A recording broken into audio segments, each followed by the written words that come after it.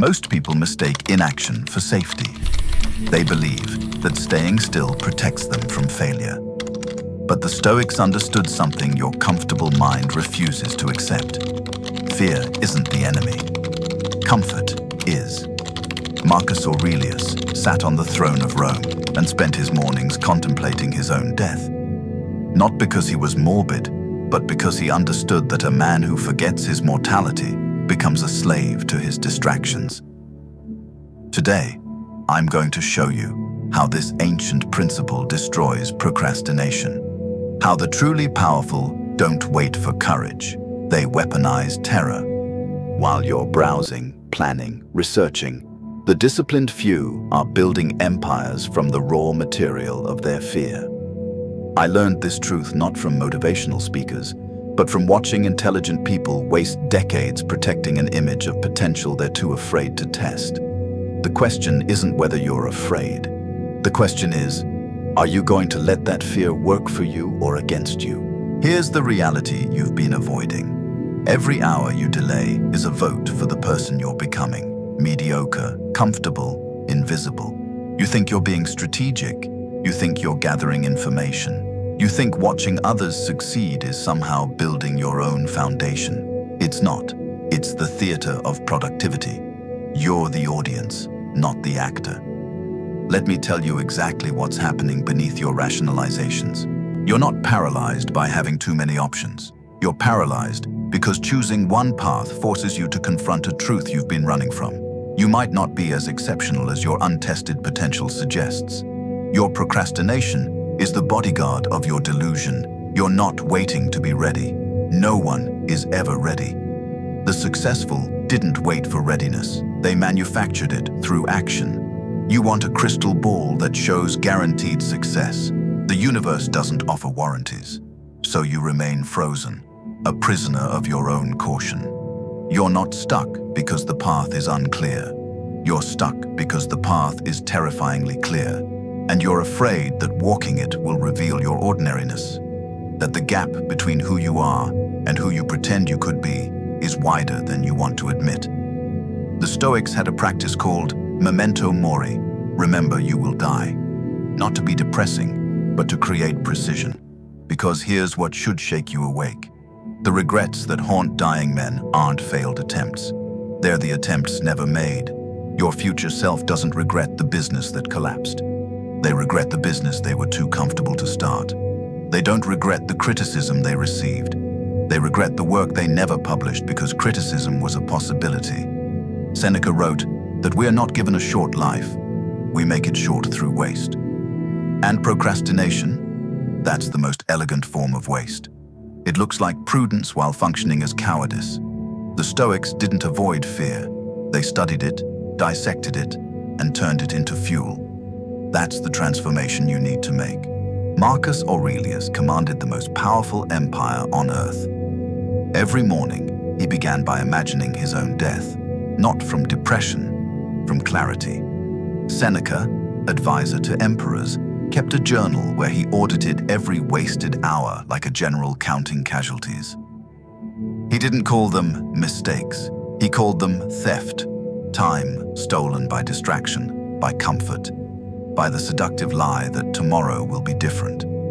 Epictetus spent years as a slave before becoming one of history's most influential philosophers. He didn't wait for ideal circumstances. He built his philosophy in chains because he understood perfect conditions are just sophisticated procrastination. These men practiced premeditatio malorum, the premeditation of evils.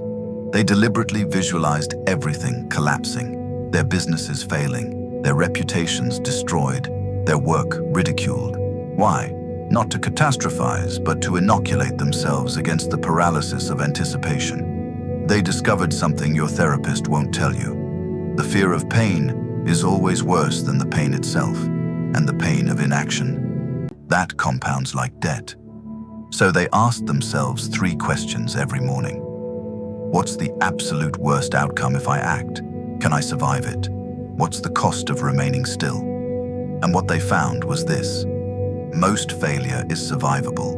Most criticism is forgettable. Most setbacks are temporary. But a life unlived? That's permanent. So they weaponized their terror. They stopped asking, "What if I fail?" and started asking, "What if I die having never tried?" That's not a thought experiment. That's a command to your nervous system. The switch from reactive fear to weaponized fear happens in that single reframe. Stop daydreaming about your future. Start counting your remaining weeks. This isn't motivational theater. This is mathematics. If you're 30, you have roughly 2,600 weeks left. If you're 40, maybe 2,000. If you're 50, you're down to 1,500. Now, subtract every week you've already wasted scrolling, planning, getting ready. Look at what remains. Every week you spend researching instead of building, planning instead of launching, optimizing instead of starting. That's not preparation. That's a week you traded for the comfort of potential instead of the risk of reality. The Stoics called this memento mori. Modern people call it dark. I call it the only honest accounting system that exists. You don't have unlimited attempts. You don't have infinite runway. Time is the only currency that matters, and you're spending it like a trust fund kid who thinks the money will never run out. Here's your assignment. Calculate your remaining weeks. Write that number on something you see daily. Your mirror, your laptop, your phone wallpaper. Then, every time you're about to choose comfort over action, ask yourself, is protecting my ego worth one of my 1,847 remaining weeks? When you frame it that way, your procrastination becomes visible. It stops being a personality trait and becomes what it actually is, a form of slow suicide. The Medici didn't build their empire by waiting for the right moment. Warren Buffett didn't accumulate billions by feeling ready. They understood that time, not talent, is the ultimate advantage. You're not being patient, you're being wasteful. And the horror of that realization, that's the fuel. You're afraid of failure. Good. Now, let's make you more afraid of stagnation. The Stoics didn't just meditate on death. They practiced fear inversion, deliberately making the safe path more terrifying than the risky one. Here's the protocol. Step 1. Write down exactly what terrifies you about starting. Be surgical. Not, "I'm afraid of failure." That's too vague. Write, "My startup will fail within 6 months and my family will think I'm irresponsible," or "My content will get 12 views and prove I'm not as smart as I think." Step 2. Now write what will definitely happen if you don't start. Same specificity. "I'll be in this same cubicle, having this same internal argument in 5 years. I'll watch people half as qualified build the thing I only talked about. I'll reach 60 realizing I protected my comfort instead of testing my potential." Step 3. Put both lists side by side. Stare at them. Which future actually terrifies you more? Your brain is wired wrong. It treats uncertain pain, the possibility of failure, as more threatening than certain pain, the guarantee of stagnation. Why? Because certain pain is familiar. It's already happening. Your nervous system has adapted to it. But once you make the cost of inaction visceral, specific, and unavoidable, something shifts. Your fear starts working for you instead of against you. The Stoics understood this. Seneca wrote, "We suffer more in imagination than in reality." Your procrastination isn't protecting you from real danger. It's protecting you from imagined danger while guaranteeing actual loss. You're not choosing between risk and safety. You're choosing between the pain of discipline and the pain of regret. One is temporary, the other is permanent. The Stoics chose discipline every single time. One is temporary, the other is permanent. The Stoics chose discipline every single time. Here's a law that will destroy your pattern of comfortable fantasy. You have 48 hours to take concrete action on any idea that excites you. If you don't, you're forbidden from thinking about it again. This sounds extreme. It should, because I know your pattern. You get inspired. You spend 3 weeks researching. You build elaborate plans. You tell yourself you're being thorough. The excitement fades into obligation. the obligation fades into guilt. Eventually, you abandon it for the next dopamine hit of possibility. You're not multi-passionate.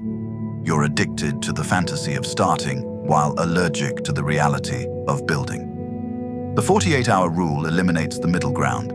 If an idea appears, you take one irreversible action within 48 hours. Buy the domain. Record the first minute of video. Write the terrible first page. Schedule the call. Build the ugly prototype. If you don't, you write it down, and you are banned from discussing it, planning it, or fantasizing about it. This does two things. First, it separates real intentions from entertainment. If you're not willing to create something embarrassingly imperfect within 48 hours, you don't actually want the thing. You want the feeling of wanting the thing. Those are completely different drives. Second, it builds evidence, not confidence. Most people wait for confidence before acting. The Stoics knew confidence doesn't create action. Action creates confidence. You don't think your way into courage. You act your way into new thinking. Epictetus, the former slave, said it plainly. First, say to yourself what you would be, then do what you have to do. Not plan what you have to do. Not research what you have to do. Do what you have to do. The path reveals itself to people already walking. It remains invisible to people still standing at the trailhead reading reviews. Kill your optionality. Here's the truth about keeping your options open. Every door you refuse to close is a commitment you refuse to make. You think you're being intelligent, strategic, flexible. You're being cowardly. The reason powerful people appear lucky is simple. They murdered their alternatives. They said no to good opportunities so they could say yes to singular ones. They closed doors, burned bridges, and went deep instead of wide. Your scattered attention isn't a feature. It's a bug disguised as sophistication. Here's your assignment. Choose one thing. Not 3 priorities. Not 5 focus areas. One thing. Write it down. Now write down everything else you're going to stop considering, stop learning about, stop keeping open as an option. This will feel like death. Perfect. The Stoics practiced voluntary discomfort specifically to build tolerance for necessary pain. Seneca said it clearly. To be everywhere is to be nowhere.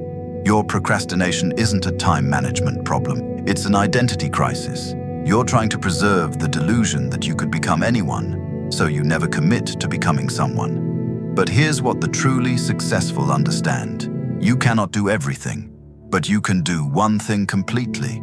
And one thing done completely will take you infinitely further than 10 things done partially. The Medici didn't diversify into every industry. They dominated banking, then used that foundation to control everything else. Steve Jobs didn't keep 5 product lines. He killed everything except what could be perfect. Your hero, whoever they are, became your hero by subtraction, not addition. So subtract. Close the tabs. Delete the someday folders. Choose your singular focus and let everything else die. Because the person who commits to nothing achieves nothing. And you've been that person long enough. So here's where we are. And the choice is simpler than your mind wants to make it. You can keep waiting, keep researching, keep optimizing your personality, your circumstances, your readiness level. You can keep protecting the pristine image of your untested potential. And in 5 years, you'll be exactly where you are now. Same fears, same excuses, same internal negotiations, except older, except more bitter, except watching people less intelligent than you succeed because they were willing to look foolish while you were protecting your image. Or you can weaponize your fear. Stop using terror as a reason to hide. Start using it as the fuel that moves you when motivation fails, when confidence wavers, when comfort whispers its seductive lies. The Stoics didn't seek safety.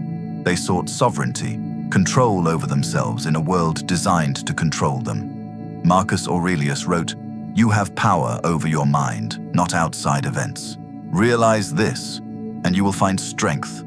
The strength isn't in feeling ready. The strength is in moving while afraid. You don't need perfect conditions. You don't need a guarantee. You don't need to feel inspired. You need to start badly, imperfectly, terrified. Because here's the final truth the comfortable will never understand. The only thing more terrifying than trying and failing is reaching the end of your numbered weeks and realizing you never tried. That you spent your entire existence as a spectator in your own life. That you traded your singular, irreplaceable existence for the comfort of potential. Your procrastination isn't protecting you. It's erasing you, slowly, week by week, until nothing remains but regret. So the question isn't whether you're capable. The question is, are you going to let comfort kill you quietly? Or are you going to let fear forge you into something that lasts? The Stoics made their choice. Now make yours.